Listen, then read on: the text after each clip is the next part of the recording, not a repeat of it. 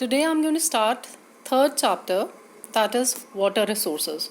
Students, let me remind you, chapter 2 and 3 are going to be covered only for unit test, but there will be map work included in the board exams from chapter 3. That means from chapter 3 map work will come for the final exams, but theory questions will not be there from chapter 2 and chapter 3. So we start with the first topic, that is importance of water resources. We all know water is important for life because no biological bodies can exist without the water. It is required for agricultural activities, for the cultivation of crops, it is required for the industrial development, and it is needed for domestic use. It is also required for the disposal of waste, the municipal waste and the dirt that cannot be disposed without the water. It is an important agent of erosion. We all know that the water transports the soils to the low-lying areas and results in the formation of the river plains, riverine plains, as well as the delta regions, which are very fertile. Okay, the next topic is on surface water resources, and we are comparing it with the groundwater resources. First of all, understand the meaning of surface water resources. We are talking about those water resources like rivers, reservoirs, which are present on the surface of the earth. They are available on the surface of the earth, examples I have given you, and they depend on the rainfall and also the melting of the snow. The water in the rivers, it comes from melting of snow as well as the rainfall. Now, in case of India, North Indian plains, they are very well placed because they get water supply from two sources, that is melting of snow as well as from the rainfall. So they are most suitable, they are well placed because of flow of rivers and canals. It is also used in irrigation because many crops require more quantity of water, so artificial supply of water has to be done through irrigation, and also for generating electricity. But on the other side, groundwater resources refers to those water resources which are found under the ground. The water that is found under the ground is called groundwater resources, and the water which is available through the duct wells or the tube wells or the other devices which can be used for lifting of water, they are utilizing the groundwater resources. And the groundwater depends on the rainfall because the water that seeps under the surface becomes the groundwater resources. Southern part of India, that is peninsular India, is not well placed in case of groundwater resources because it is made up of hard rocks which are impervious in nature. Impervious means the water percolates with great difficulty. That is why these areas have poor groundwater resources. The groundwater can be used for domestic purposes as well as for irrigation through the hand pumps and tube wells. Now next, students, we have an important topic, that is difference between the Himalayan rivers and the peninsular rivers. We first take up the Himalayan rivers. The Himalayan rivers, they are perennial in nature. That means they flow throughout the year. Most of them, they are very long, they are large in number also, they have large catchment areas and basins, and they make large deltas. They are very useful for irrigation and navigation. And these rivers, they have antecedent drainage pattern. That means these rivers existed even before the emergence of the present landscape. Many of them, they cut very deep gorges because they are big rivers, so they cut through the rocks and cross the Himalayas and flow through the plains of India. The Ganga Brahmaputra delta is the world's largest delta formed by these Himalayan rivers. Next, we have the peninsular rivers. Peninsular rivers, many of them, they are seasonal in nature. They carry very small quantities of water during the dry period, And as compared to the Himalayan rivers, they are comparatively smaller in length, comparatively smaller sized basins they have, and the catchment areas are also small.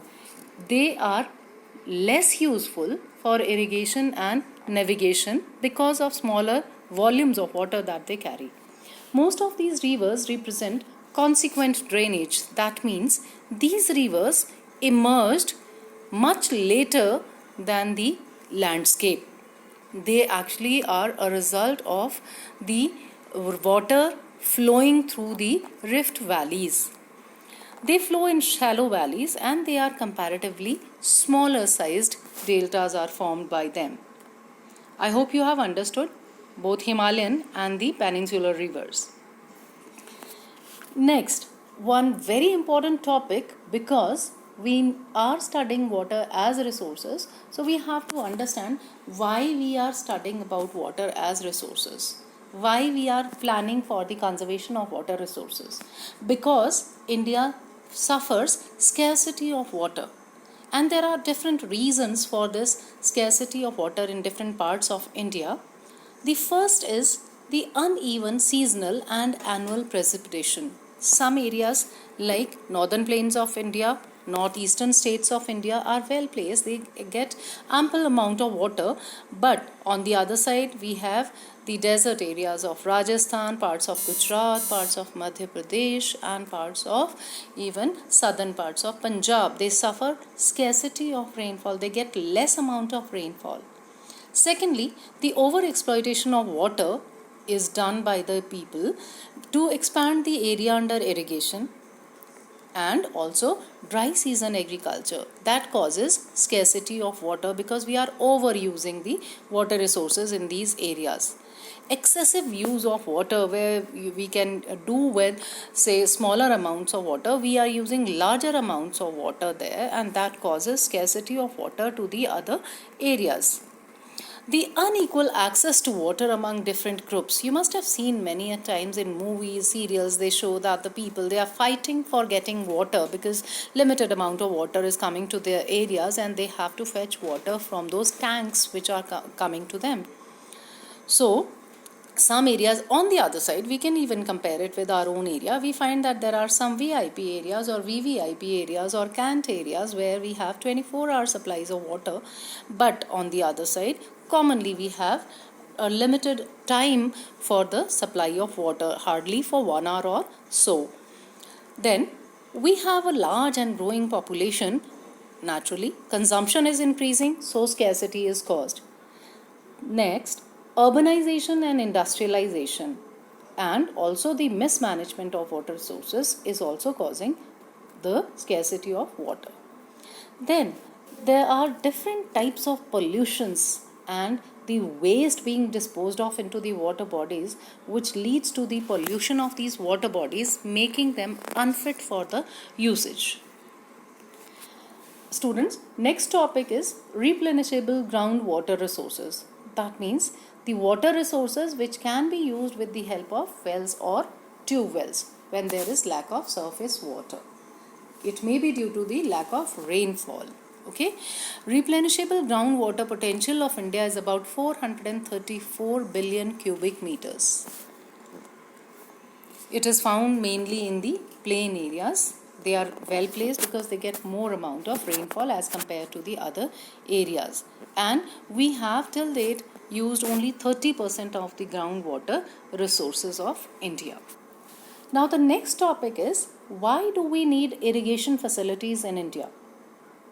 Students, we have to understand first of all that India is an agrarian economy.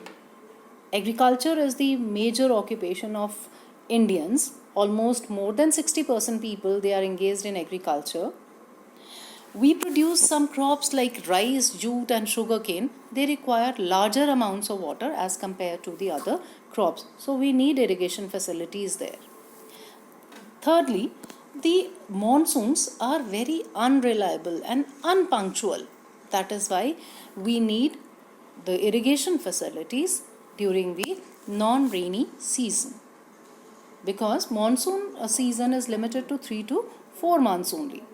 Then As we have discussed earlier, the distribution of rainfall is very uneven, and in order to grow crops in the areas, we need irrigation facilities. Okay, students, there's another topic. Actually, it can be called as a repetition of the previous topic, but you will find that there are few new points as well. Factors responsible for scarcity of water in India. The main reason is growing population because the consumption is increasing. Secondly, the commercialization of agriculture. To increase agricultural productivity and to grow crops in the drier regions, we are overutilizing the water resources available in India. Thirdly, urbanization, because urban centers are great consumers of water, and that causes scarcity in most of the urban centers in India. Overutilization and misutilization of water, like you will find areas like Punjab, Haryana, Western UP, their irrigation facilities are available, so people are overutilizing water without managing the water resources properly. There will always be scarcity of water. And lastly, we have pollution, which is the main reason for scarcity of potable water in India. Okay, students, this is one very important topic of the chapter, multi-purpose river valley projects. Students, the map work from this chapter is always based on the multi-purpose river valley project. So you have to learn, you have to practice and locate it on the map also. Please do the map work where you have to show the river and the river valley project. A multi-purpose river valley project is called so because it is based on the use of river water and it serves many purposes. To begin with, first of all, it provides us electricity, and at the same time it also helps in flood control, fish breeding, soil conservation, and even recreational activities. This map gives you the location of major power projects. I'll be sending the PPT of these maps to you, and you have to do it on the outline maps that you have already bought as instructed by me. These are the main objective of multi-purpose river valley projects, which are listed separately. The first thing is generation of electricity. Secondly, as I said, flood control, fish breeding, soil conservation, irrigation, water navigation, that is transportation, and afforestation and also the tourism activities. Thank you very much.